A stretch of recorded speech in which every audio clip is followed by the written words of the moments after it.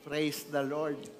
So ako po muli, yung hindi nakakakilala sa akin, ako po si Jean Minya. Amen. Okay, so sa umagang ito, ang prayer ko po, katagpuin po tayong lahat. Walang maiiwanan na hindi katatagpuin ng Panginoon sa umagang ito. Praise the Lord. Okay, so nagpapatuloy po tayo ng ating serye about faithful to finish. Amen. Pang-anim na part na po sa umagang ito. So alam niyo po ba, nung kinakanta po natin yung kanina, pinaalala sa akin ng Panginoon na siya'y talagang sobrang tapat. Sa pandakan pa lang sinimulan kami. Hanggang ngayon, nakikita ko pa rin yung katapatan niya sa bawat na nagtiwala sa Kanya. Ang layo na talagang ginagawa ng Panginoon sa buhay ko at sa buhay ng mga kapatid natin na naririto. Amen? Kaya grabe yung kanta kanina. So nangusap sa akin muli ang Panginoon. Pinaalala niya po sa akin na nung sinimulan niya po ako sa pandakan hanggang ngayon, grabe pa rin ang pagkilos niya sa akin sa buhay ko po. Amen? So sabi po sa Acts, pakilabas lang po, at doon po ako magte-take up sa mamaya. Sabi po sa Gawa, chapter 20, verse 24, "Subalit walang halaga sa akin ang aking buhay, magawa ko lamang ang aking tungkulin, at matapos ang gawaing ibinigay sa akin ng Panginoong Hesus, ang pagpapahayag ng magandang balita tungkol sa gagandang loob ng Diyos para sa tao." Sige po, tayo po ay panandali ang manalangin muli. Panginoon, salamat po sa pagkabasa ng iyong salita. Dalangin ko, nagdagan mo ito, Panginoon, ng maraming kapahayagan sa umagang ito. Salamat, Banal na Espiritu, ikaw ang dakilang tagapagturo. Ikaw ang manguna sa akin, ikaw ang makita, pangunahan mo ako, itago mo ako sa iyong likuran, at ikaw ang mangusap sa pamamagitan ko, ang lalabas lamang sa aking bibig, ang nais mong ipahayag sa umagang ito. In Jesus' name, Amen. So, hindi ko nababalikan pa yung from 1 hanggang 5 na lang dadaanan ko kasi ano pa yun po yung 5. Kaya yung sinare po sa atin ni Brother Mick nung nakaraan. Sino po ba dito nung nandito nung nakaraan? Pwede pong pakitaas ang kamay. Yan, madami po yung, marami din po ata yung wala po nung nakaraan. Amen. So, excuse me.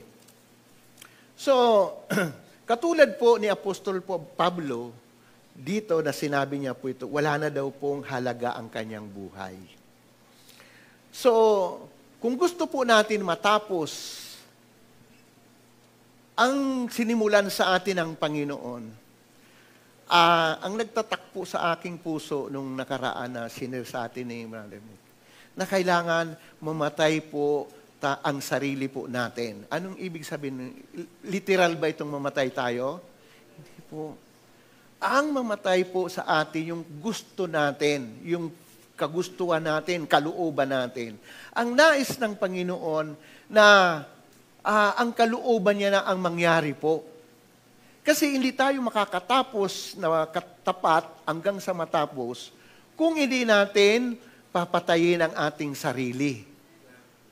Yung kagustuhan po natin.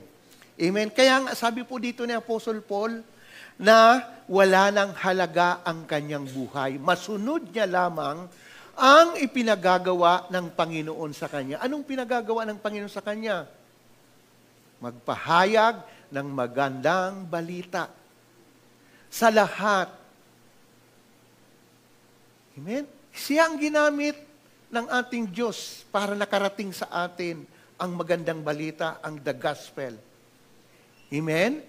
So, ganun din po ang nais ng Diyos po sa atin na ipahayag din po natin ang magandang balita ng kaligtasan at ang biyaya ng Diyos, ang kabutihan ng Diyos sa lahat ng tao. Kaya kung nasaan man kayo ngayon, yun po ang ating tungkulin, the Great Commission, to preach the good news. The good news of salvation sa lahat ng tao. Amen? So hindi natin ito magagawa kung hindi natin papatayin ang ating sarili sa kagustuhan ng Panginoon. Yung gusto ng Panginoon ang gawin natin para magawa natin, matapos po natin ang takbuhin ng buhay na ito hanggang tapat tayong matapos po natin. Yun ang gusto po ng Panginoon. So ang title po ay What We Do Last. Kung ano daw ang ginagawa natin sa huli. Yun po ang title ng serye po sa umagang ito. So, madali ang magsimula, pero hindi lahat nagtatapos. Di ba napakadali lang masave? Manampalataya ka kay Kristo. Tanggapin mo si Kristo. Ipamuhay mo si Kristo. Save ka. Pero, yung pagtatapos, medyo mahirap o kakaunti. Sabi nga, ang pagiging buhay Kristiyano hindi po madali. Kasama po ang sufferings. Napakadaming sufferings po niyan.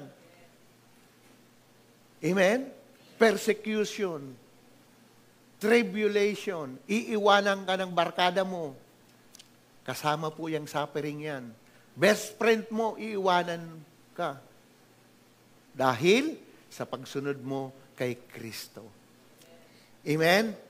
So maraming nagsimula ng masigasig sa pananampalataya, sa ministry, sa commitment sa Panginoon, pero ilan lang ang tapat hanggang wakas sa Diyos. Hindi lamang simula ang mahalaga, kundi ang uli nating ginagawa.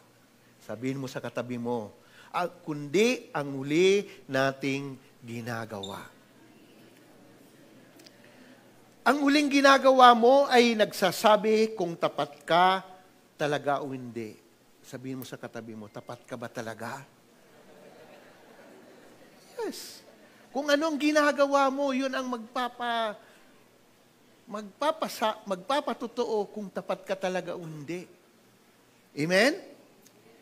Sabi po ni Kit Moore, itong pinagmulan po ng serye din natin to, hindi lang mahalaga kung paano ka nagsimula, kundi kung paano ka nagtapos. Ang huling ginagawa natin ay magmamarka ng huling impresyon sa Diyos at sa tao at saka sa eternity. Nakalista po dyan. Si Kit Moore. Amen? So, example ko po lang po sa inyo dito na nakita naman po natin na may mga kapatiran po tayong nauna na sa Panginoon.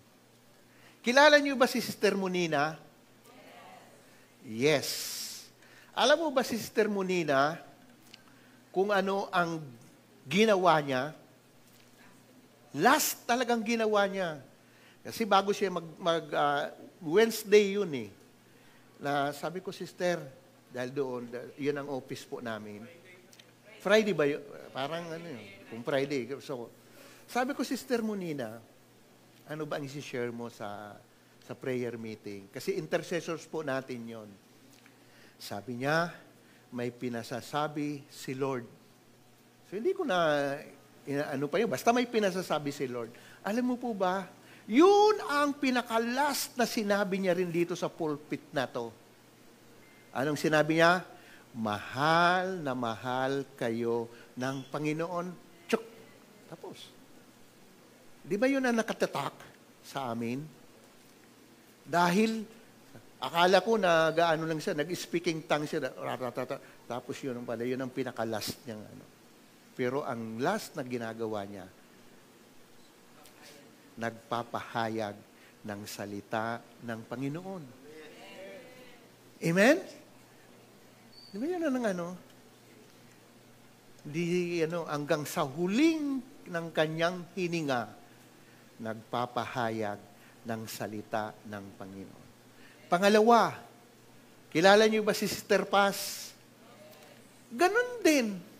Intercessor din, mag-pray din. Ang sabi niya lang, dahil prayer, ano pa yun, lockdown pa yun, yun na rin. Ha? So yung last na ginagawa, Pastor Ayan, ingin ko lang po yung ano mo, si Sister Tina, worshiper, hanggang sa huli ng kanyang buhay, nag-worship. Pumupunta yan dito kahit na mag-worship. Amen? Kaya napakalaga yung kung ano ang ginagawa natin sa huli. Mahalaga ang simula, mahalaga din ang huli. Amen? So, yun po ang mga example. Kaya ang tagumpay sa mata ng Diyos, hindi lang base sa dami ng ginagawa natin, kundi kung tayo ba ay naging tapat hanggang sa huli. Bising-busy tayo gumawa ng maraming bagay. Pero, ang pinakamahalaga sa Diyos, yung huli natin na ginagawa sa Kanyang kaharian. Amen? Palakpakan mo ang ating Panginoon. Sabi po, pakisundan na lang po ako, sabi po sa Ecclesiastes chapter 7 verse 8, finishing is better than starting. Patience is better than pride. Kaya, kailangan po natin para matapos po natin ang pinagagawa sa atin ng ating Panginoon, pasensya. Pasensya. Isipin mo na lang, kung wala ka talagang pasensya, mag-give up ka. Amen? Hindi madali ang buhay Kristiyano. Lalong-lalo kung ikaw po ay may ministry. Sabihin mo sa katabi, may ministry ka ba? Kailangan mo ng pasensyang marami. Amen? Marami nagsisimula, apoy na apoy. Grabe, ang init. Ngunit, nung nasa kalagitnaan ng laban, nawala na ng gana. Bakit? Na-offend. Napagod. Yes, totoo naman talaga. Nakakapagod. Nakaka-offend. Totoo po yun. Kasama po yun. Bakit? Na-offend ka. Because, inaayang ka rin ng Panginoon dahil ikaw mismo nakaka-offend ka rin. Amen? So bilang magkakapatid, sinasabi sa atin ng Panginoon, sa aking katumingin. Amen? Huwag kang titingin sa kapwa mo kasi kaka-open talaga. Pero kung titingin ka sa Panginoon, hindi ka ma-open. Amen? Meron po akong illustration na hindi ko na basta naalala ko lang. Sabi nung isang member, Pastor, hindi na ako mag-attend sa church. Bakit naman? Kasi yung mga miyembro, hindi naman nakikinig. Nagsisilpon na eh.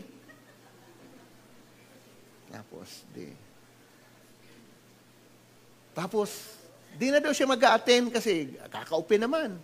Tapos wala na, kwentuhan lang sa likod. Sabi ng pastor, okay, pero bago ka naman umalis na hindi ka na mag-attend, lagyan mo nga ng baso, lagyan mo ng tubig yung baso, at bago ka umalis, umikot ka sa buong church, sa buong worship hall, na hindi matatapon yung tubig. So, kasi pinayagan naman siya, sige, bago ka naman umalis, o hindi ka na mag-a-attend, gawin mo muna to. So, ginawa ng tao na yon, lagyan ng tubig. So, iningatan niya talaga na umikot siya ng buong pag-ikot sa worship hall na hindi matapon yung tubig. So, pastor, ito na.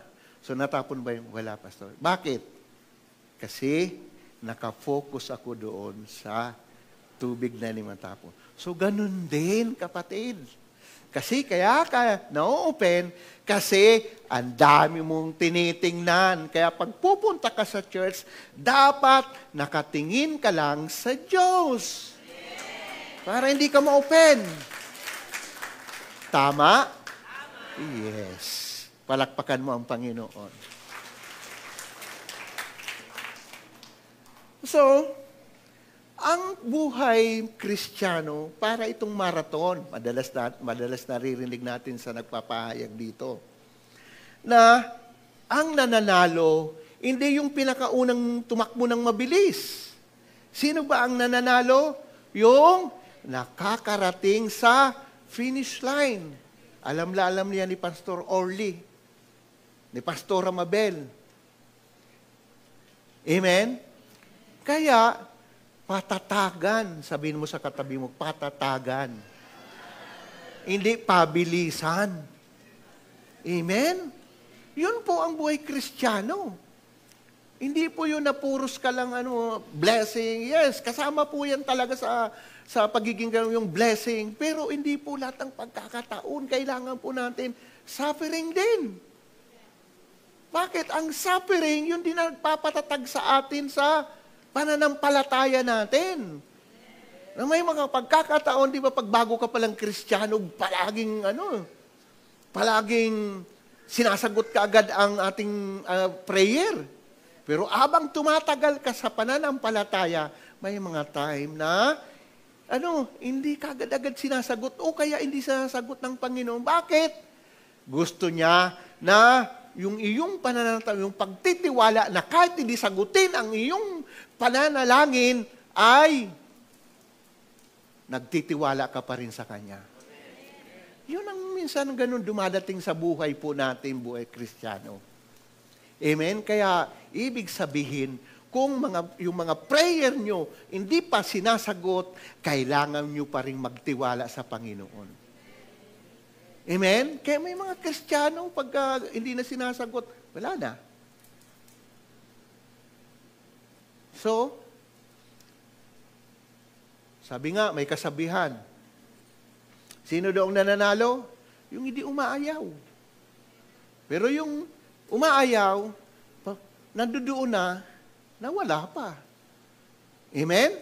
So, kailangan po natin, magpatuloy po tayo na kahit may mga pagkakataon na mahirap, kasama po yan. Minsan, inaayaan tayo ng Panginoon na yung pinagagawa po sa atin na mahirap dahil gusto niyang magtiwala tayo sa Kanya. Kasi kung madali, hindi na tayo magtitiwala sa Panginoon. Yun ang gusto niya na may hirap para sa Kanya ka lang magtitiwala, sa Kanya lang kukuha ng kalakasan, ng wisdom, para magawa mo yung pinagagawa sa iyo ng Panginoon. Amen? Yun ang gusto niya. Para hindi tayo lumaki ang ating mga ulo. Para mananatili po tayong humble sa Kanya. Amen? Minsan may, sino ba yung humble dito? Taas nga ang kamay. Kasi once tumaas ka, hindi ka humble. Amen? So, ayaan mo magsabi yung ibang tao na ikaw humble, hindi ikaw. Palakpakan mo ang Panginoon. Praise the Lord. So, tinatapos mo ba ang pinagagawa ng Diyos sa iyo? So, kayo na sumagot niyan, hindi ako. Sino po ba dito may mga ministry na? Ayan. So, kaunti pa lang ang may ministry. Ayan. So, yung mga walang ministry. Alam mo po ba, sabi ng salita ng Panginoon, whatever you do, do it for the Lord. So, kahit trabaho mo, kahit negosyo mo, ministry mo na rin sa Panginoon. Kasi akala natin minsan, kasi ang ministry, yung mga nagkumakanta lang, yung nagpipreach, nagmamarshal, nag-usher, yung mga intercessors. Yes, kung tinatawag ka dyan, yes. Pero, kung ikaw nagninegosyo, kung ikaw estudyante, yan ang ministry mo. Amen? So gawin mo yung pinagagawa sa iyo ng Panginoon diyan sa lugar kung nasaan ka. Negosyante ka, yan ang mission field mo. Amen? Ano ba ang sinasabi sa atin ng Panginoon? Mateo 28, go! Make disciples. I-disciple mo yung tauhan mo. I-disciple yung classmate mo. Nagawa mo na yung ministry, nagawa mo na yung pinagagawa sa iyo ng Panginoon. Amen? Amen. So yun po ang ministry. Hindi lang sa worship team, hindi lang sa ushers, hindi lang po sa... Amen? So, be faithful, be faithful, medyo bungi. Be faithful with what's in your hands. Ano ba ang iyong nasa kamay ngayon? Sabi sa Luke 16, verse 10, if you are faithful in little things, you will faithful in large ones. Kung tapat ka sa maliit, tapat ka rin, magiging tapat ka rin sa malaki. Amen? So bago tayo bigyan ni Lord ng mas malaki, gusto ni Lord niyang makita muna kung paano ka o paano tayo nagtatapos sa mga maliliit na bagay. Example, nagba-Bible study ka. Bina-Bible study mo yung kamag-anak mo, ka-churchmate mo. Dalawa lang yan. Kung yung dalawa lang yan, pinapabayaan mo, paano ka bibigyan ng malaki? Amen. Gusto ng Panginoon na ipakita muna natin ang katapatan natin na kahit isa lang yan. Amen? Hindi nyo ba alam na ang iglesyang ito, ang church na to, saan nagsimula? Sa 3 na pinagkatiwala ng ating Panginoon kay Pastora Ces, ang ating pastora. 3. Paano siya naging tapat? Araw-araw niya bina-Bible study. O ilan na tayo ngayon? 1,000. Nagsimula sa 3. Kaya pinagkatiwalaan si pastora. Bakit? Tapat siya sa maliit. Amen? So, ganun din ang Diyos sa buhay po natin, mga kapatid. Na kung ano ang pinagagawa sa atin ng Panginoon, gawin natin na may katapatan. Intercessors ka? Gawin mo yun. Kahit na kung hindi ka man nakarating dito para mag-pray, sa bahay, pag-pray mo. Amen? Hindi lang naman ang pag-intercede ay sa bahay, ay sa dito, sa bahay. Kung yun ang panawagan mo, na mag-Bible study, magturo ng salita ng Panginoon, gawin mo sa anak mo.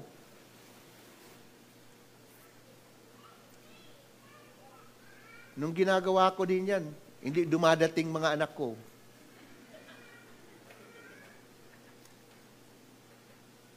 Pero pagtyagaan.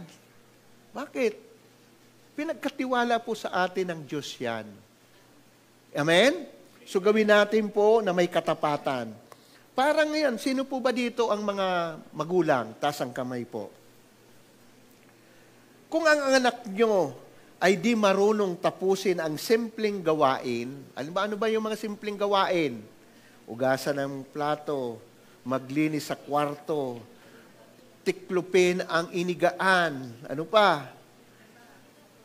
Maglaba. Kung hindi niya ba nagagawa yung mga bagay na yun, bibigyan mo ba siya ng malaking responsibilidad? Hindi, di ba? Mga nanay at tatay. So, pero kung natututo na siya doon, sa maliliit na pinagagawa mo, siyempre, pagkakatiwalaan mo na siya, okay, so napagtitiwalaan ko na ito na maglaban ng kanyang, damit lang na yun, laban mo na rin yung mo. Pataas ng pataas. Ganon din po sa ating Diyos.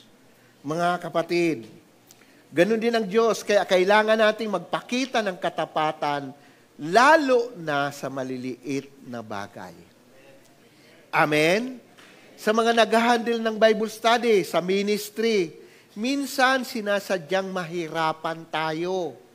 Dahil doon makikita ang katapatan natin. Di ba nakikita ang katapatan ng isang mananampalataya pagka nahihirapan? Kasama po yun. Na kahit nahihirapan ka, naroon ka pa rin. Kahit bumabagyo, umuulan, hindi mo pinababayaan ang pinagkatiwala sa iyo ng Panginoon. Amen? Alam niyo po ba, minsan, hindi ako nagsasabi niya yung mga pulis na nagsasabi sa amin. Sabi niya sa amin, ganun kayo kasi umuulan, bumabagyo, nadoon pa rin kami. Hindi lang naman ako nag-iisa, may mga kasamaan po akong pastor. Sabi namin, ganun po ang nais na gawin namin dahil pinagagawa yan sa amin ng Panginoon, na magkaroon kami ng parte sa pagbabago ninyo. Amen. Kasi po nakikita nila mismo na kung gaano talaga katapat ang nais ng Panginoon. Sila mismo nagsasabi na hindi, kinikwento ko lang. Na actually, wala naman po tayo, di naman natin madadala sa church yan, pero ang word ng Panginoon nadadala sa kanila. Kasi alos walang time na mga iyan. Amen? So, may part din tayo na na-impart natin sa kanila, yung salita ng Diyos. Kasi naniniwala po tayo na ang salita ng Diyos ang may kapangyarihan magbago sa mga iyan. Kasi ganun din po tayo, di ba? Nung dumating ang salita sa atin na may nagpahayag po sa atin, kaya tayo nabago. Nagpagamit yung nagsalita sa atin, nagpapahayag ng salita sa atin, nagpagamit sa Diyos. Kaya ikaw ngayon, magpagamit ka sa Diyos. Sabihin mo sa katabi mo, magpagamit ka sa Diyos. Amen? Magpagamit ka sa Diyos dahil yun ang kailangan po. Hindi lang para linigtas tayo ng sawala. Amen?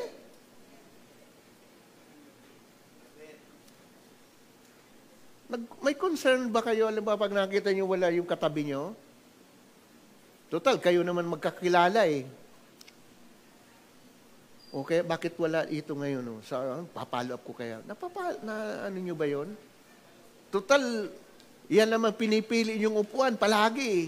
So, ibig sabihin, kung wala dyan, diba? Kasi nakikita naman po natin na sinasabihan kayo ng answer, usog po tayo, ayaw nyo umusog. Di ibig sabihin yan ang gusto nyo yung lugar na yan. Amen. So, gawin natin kung wala si ganito, di. Amen. Kung ganyan po tayo siguro, hindi na tayo magkakasya dito. Amen? O, ang daming bakante, Amen? So, wag tayong wag po tayong okay na ako eh. Hindi ka pa okay, kapatid. Dahil hindi mo pa nagagawa yung pinagagawa sa iyo ng Panginoon. Amen? Okay ka na pag nadoong ka na.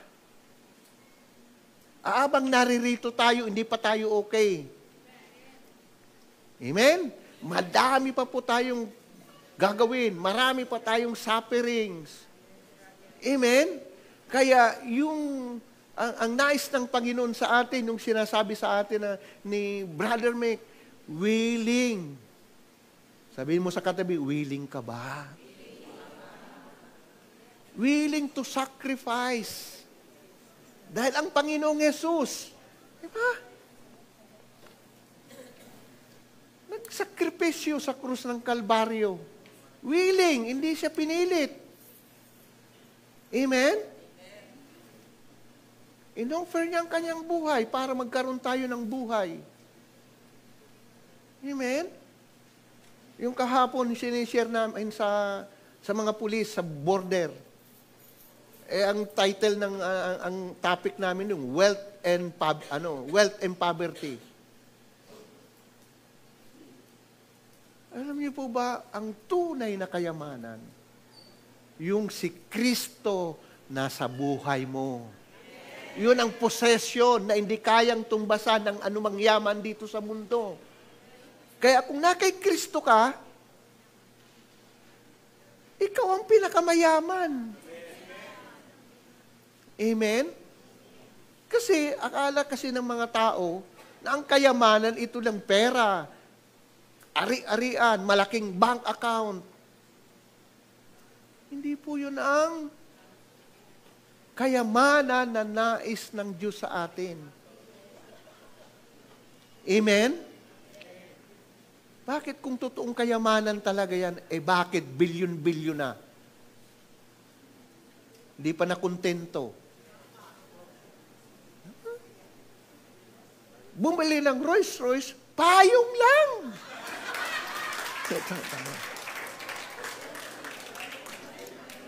Alam na alam talaga ng mga kapatid ko. Amen? So, tandaan po natin mga brothers and sisters, si Jesus, ang totoong kayamanan po natin. Joy, peace. Sabi ko nga, di ba ang sarap mga sirs matulog na walang kinakatakutan? Di ba? Nakapalibot gwardya. Di ba? Samantala ikaw, nawala kang, kahit nakabukas ang bahay mo, hindi ka takot. Bakit? Wala naman silang nanakawin.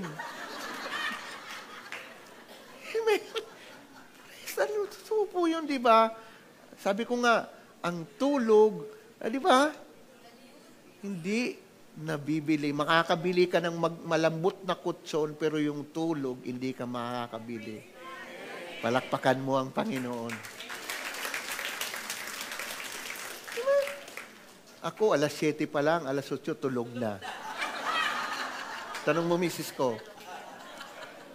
Totoo po yan. Bakit? Wala namang kakatakutan. Amen? Wala naman silang makukuhang pera. Walang pera. Praise the Lord. Pero may joy. Saya yung joy. Amen. Na hindi mabibili. Kaligayahan na hindi sa material na bagay, kundi yung pag nakagawa mo na yung sarap ng tulog. Amen? Isipin mo na lang, 4 hours, 3 hours na biyahe pag tulog. Oh. Bakit? Para magawa lang natin. Kasi kasama suffering. Mapagod ba ng katawan, pero yung ating isip, kasi marirenew lang naman ang katawan natin pag natulog ka eh. Amen? Kaysa yung, ano ba tawag doon? Kaysa yung natulog ka na, naibo na gawa, daming patapos, daming problema, di ba? Pagod na yung isip, pagod pa yung katawan. Pero ang mapapagod lang sa atin, pag ginawa natin ang kalooban ng Diyos, katawan lang, pero nare-renew. Di ba nare-renew? Amen? So, faithful to finish means not quitting no matter what. Sabi po sa Hebreo chapter 12 verse 1 and 2, takbuhin natin ang takbuhin inilaan may pagtsatsaga, tumingin tayo kay Jesus na siyang at nagpapasakdal ng ating pananampalataya. Ang pananampalatayang tumatapos hindi lang nakabase sa lakas mo, kundi sa pagtingin kay Jesus. Amen? Bakit si Jesus ang pinagmulan ng pananampalataya at siya rin ang magpapasakdal. Kaya nga gusto ng Panginoon na palagi tayo sa Kanya nakatingin. Bakit? Di ba siya ang pinagmulan ng pananampalataya? Siya ang salita. Faith comes by hearing and by hearing of the Word of God. Amen? Kaya tumingin lang tayo kay Jesus. Tumingin tayo sa Kanyang Word. Makinig tayo sa banal na Espiritu para magawa natin yung nais ipagawa sa bawat isa sa atin. Amen? So kung nahihirapan ka, when you are having a hard time, remember. Sabihin mo, remember. Remember your why. Amen? Why? Bakit ako?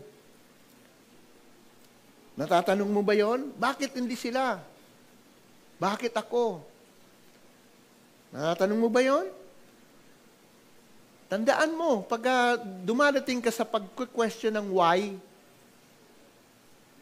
tanungin mo, si God ang nagpapagawa sa iyo. Si God. Siya lahat. Kung nahihirapan ka, si God. Kasi siya nagpagawa sa iyo, siya rin ang magsusustain sa iyo, siya rin magpo-provide sa iyo. Amen? Bakit maraming Kristiyano sa kalagitnaan nagbaback out? Bakit? Kasi nakaligtaan nila na si God ang nagsimula sa kanila. Kasi akala nila na sila pag sinimulan ni God, gusto silang tumapos. Tandaan po natin, kung si God ang nagsimula, si God din ang magtatapos niyan sa iyo. Amen? So, sinong source? Hindi mo ito tatapusin sa sarili mong lakas. Kundi, grace ni God. Kaya pag nahihirapan ka, Lord, bigyan mo ako ng biyaya. Lord, gusto ko na mag-quit. Lord, tulungan mo ako. Amen? Kasi God is faithful to finish, di ba? Natatapusin ang sinimulan niya sa buhay mo, sa buhay ko, sa buhay nating lahat. Amen.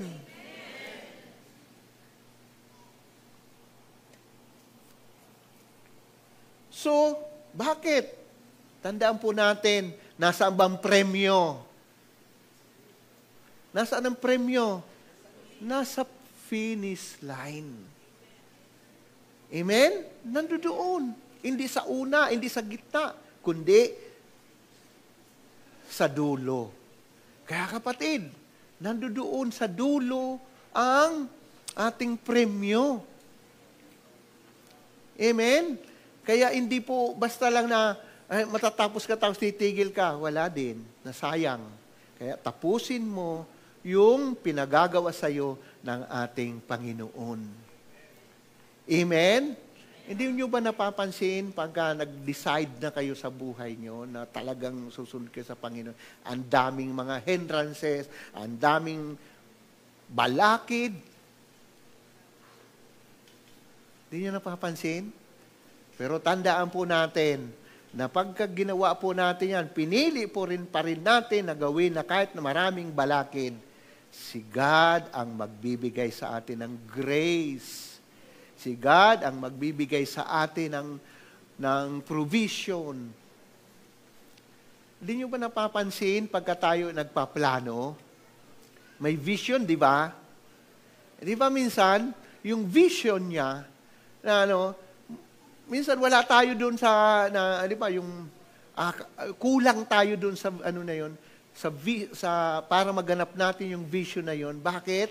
Kasi gusto ni God, yung siya ang magbibigay sa atin ng provision doon sa vision na yon para magawa natin, hindi sa sarili natin, kalakasan, karunungan, para siya ang magbigyan ng kapurihan, hindi tayo. Amen? Amen? Kaya pag may vision, may provision. Si God. Amen? So mayroon ka bang panawagan sa Panginoon? Amen?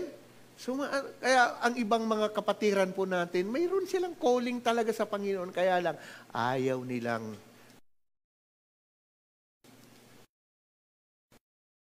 kaya nga, ang iba, pag ako naman nag-ano dyan, wala naman. Amen? Tandaan po natin, walang naglingkod sa Panginoon na hindi niya reward. Amen? So, sa may isang illustration na kinuha po ako dito. May isang kontraktor. O iba na naman iniisip nyo eh. Parang ano talaga, no? Sabi may isang kontraktor na binigyan ng isang bahay na ipapagawa sa kanya. Kilala itong kontraktor na ito. So ginawa niya naman yung bahay. Ginagawa niya kasi kontraktor nga siya. Abang malapit na sa dulo na matapos yung bahay, minadali niya ito. Ang material. Tinipid. So tinamad. So parang kumbaga sa binadali na nga eh. Basta lang hindi na maganda yung sa malapit na matapos eh. So, ayun. Tapos, pagkatapos, nung malapit ng matapos talaga, di pumunta na yung nagpakontrata. Ngayon, yung ginagawa mong bahay na yan,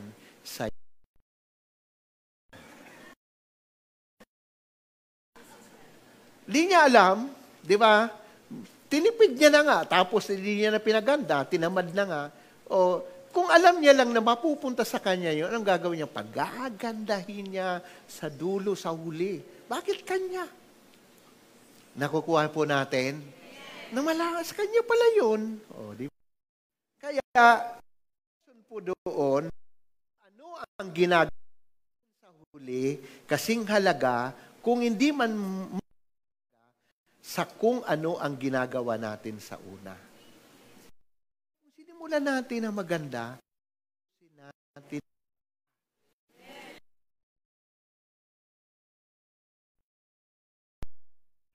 Panginoon. Kaya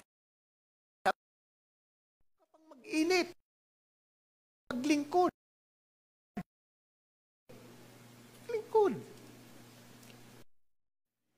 Dahil may reward po yan. Tandaan po natin, sabihin mo reward.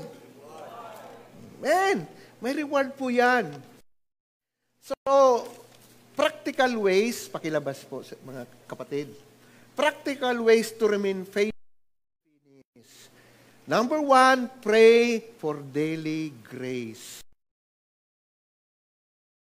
12:9, araw-araw, tayo ng biyaya ng Panginoon.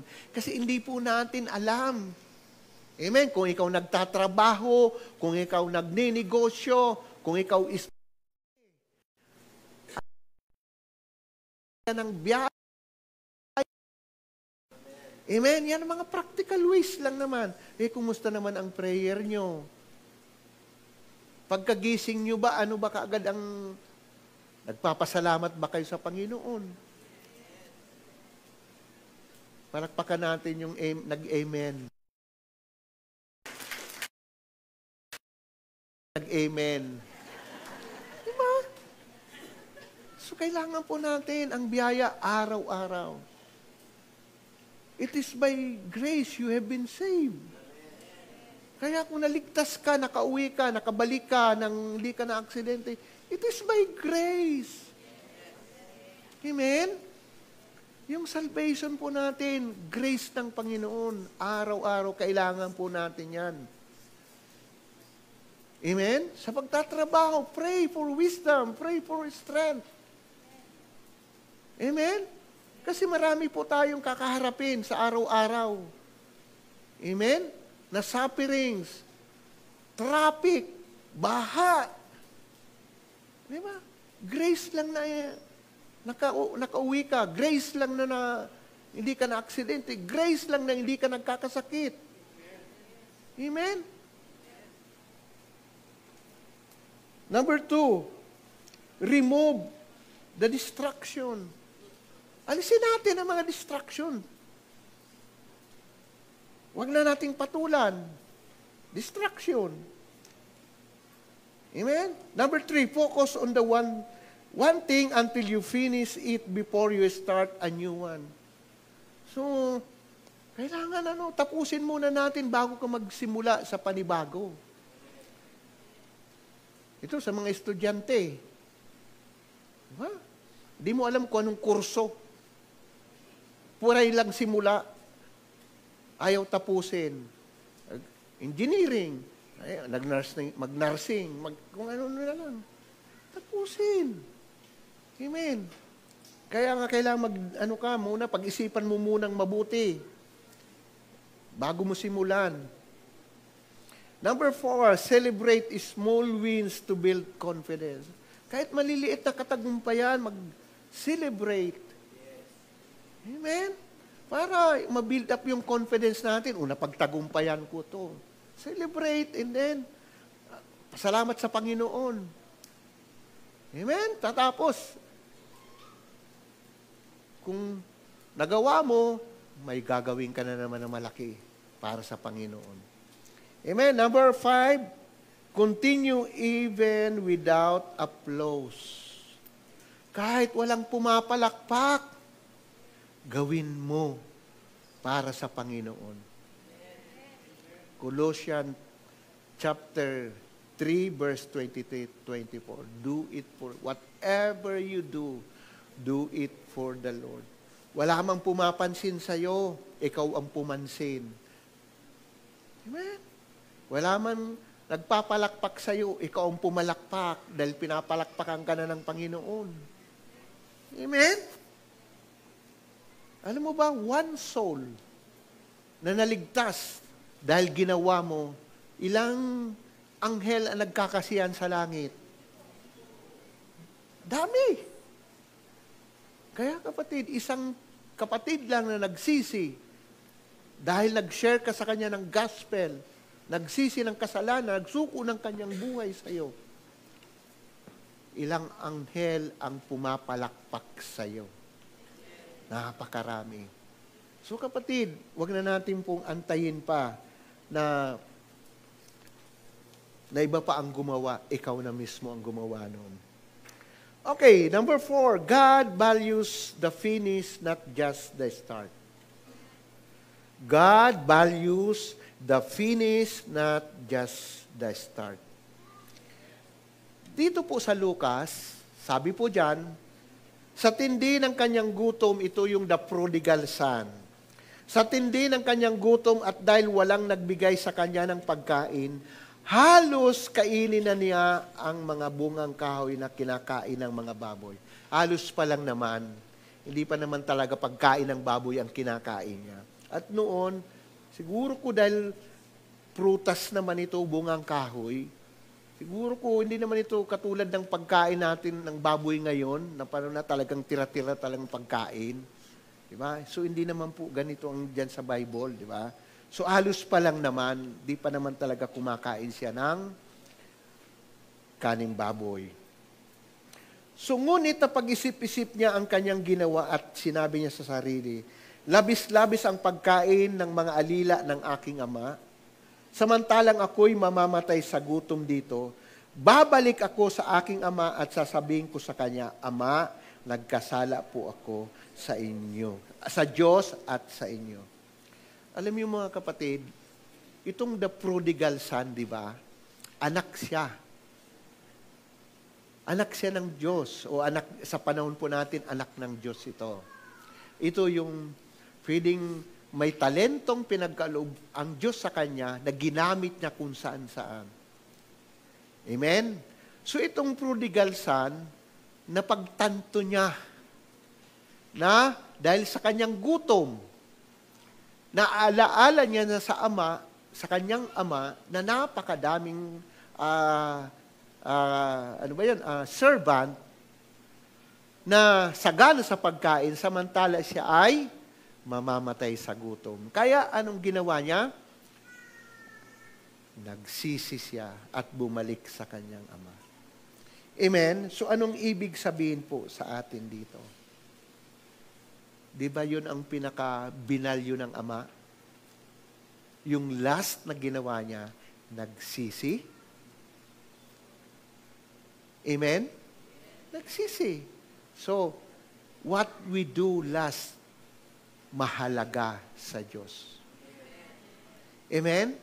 Kaya kung tayo man ito, mga kapatid, bumalik tayo sa Panginoon. Magsisi. Hindi pa uli ang lahat.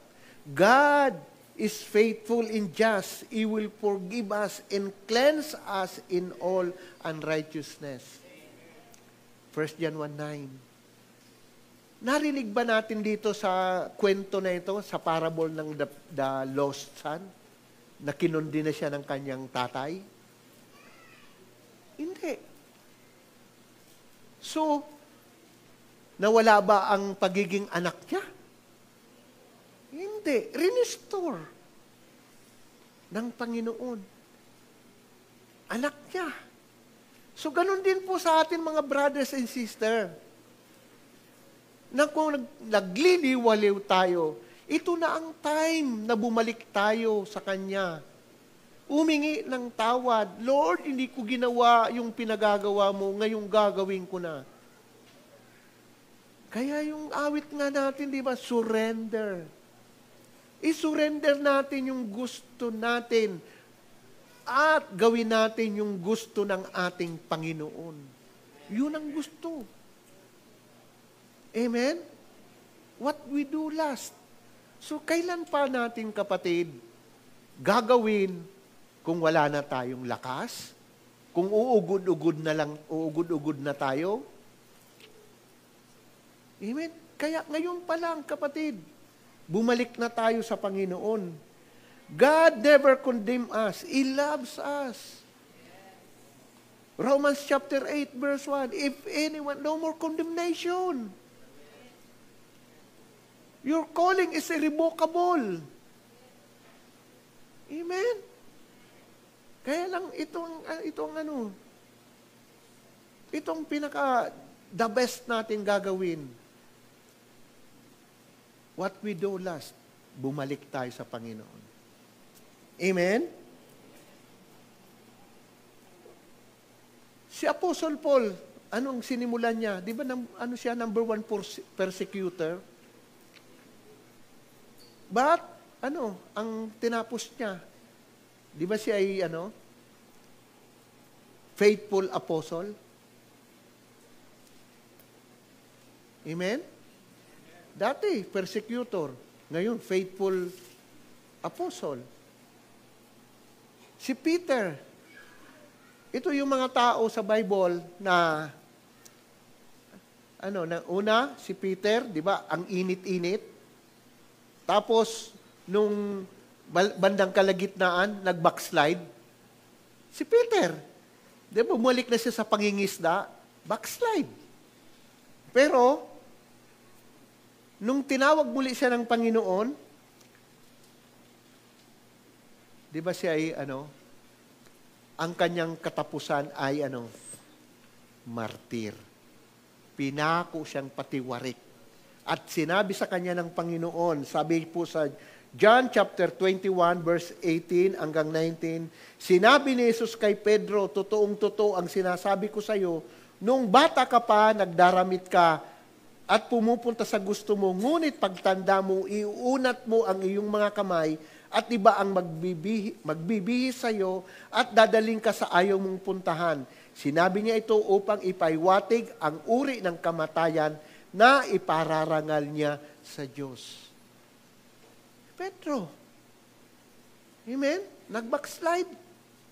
Pero nung bumalik, pinahayag sa kanya ng Panginoon na ang kamatayan mo ang ipaparangal mo sa Diyos. Ano yung kamatayan yun? Pinako at ayaw niyo magpapako ng katulad ng pagpako kay Jesus dahil si Jesus lang yun. Kaya ang ginawa sa kanya, ipako niyo ko ng patiwarik. bilang pagpapakumbaba pa rin yun. Ayaw niyang pantayan ang Panginoon. Ano mo mga kapatid, na kahit kamatayan ay paparangal natin sa Panginoon. Katulad kay Sister Monina, kay Sister Paz, kay Sister Tina. Yun ang ipinarangal nila sa Panginoon at pinakita nila ang katapatan nila hanggang sa huli ng kanilang buhay. Tayo naririto pa, buhay na buhay pa. Amen? So, kaya kapatid, ang ginagawa nyo ngayon para sa Panginoon, yan ang magmamatter sa Kanya. Hindi lang yung sinisimulan nyo po. Amen? So, many Christians lost their way in the middle of the battle because offense, worry, pagod, distraction, discouragement. Pero kung titigil tayo, mawawala ang bunga ng lahat ng pinaghirapan. Sabi ni Kit Moore uli, the devil cannot stop you unless you quit. If you refuse to quit, you win. Amen? Yun ang nais ng Panginoon. Na huwag tayong mag-quit para tayo ay manalo. Kaya sa buhay po natin ngayon, huwag nating sayangin ang magandang simula sa pangit na pagtatapos. Sa harap ng Diyos, ang malaga ay natapos mo ang takbuhin at nanatiling tapat. Amen? Kung napagod ka o nadapa sa gitna ng laban, bumangon ka. Hindi pa huli. Kung ikaw ay nasa kalagitnaan ng pagsubok, magpatuloy ka. Hindi ka mag-isa. Si Kristo nasa iyo, ang banal na Espiritu nasa iyo. Kailangan mo siya. Sa dulo ng lahat, gusto nating marinig mula sa Diyos, well done, good and faithful servant. Gusto nyo bang marinig ito? Gawin po natin, hindi pa huli. Kasi yung gagawin nating huli ay katulad ng pagpapahalaga ng Diyos. Amen. May natutunan po ba tayo? Palakpakan po natin ang ating Panginoon. So sa umagang ito, dahil po first Sunday of the month, tayo muli ay magkukommunion. Amen? Nasaan yung aking lesson? Ayon.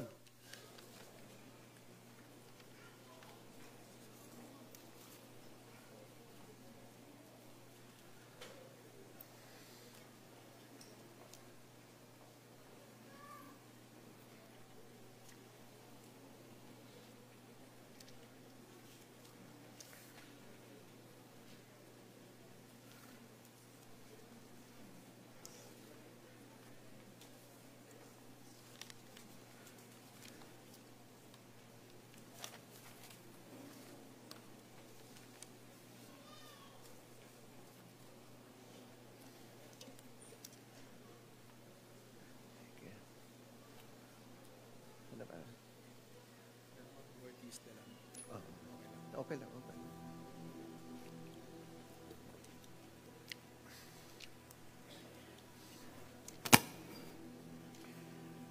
Sige po, tayo po ay tumayo at tayo po ay kumuha na po ng simbolo ng katawan at dugo ng ating Panginoong Hesus Kristo.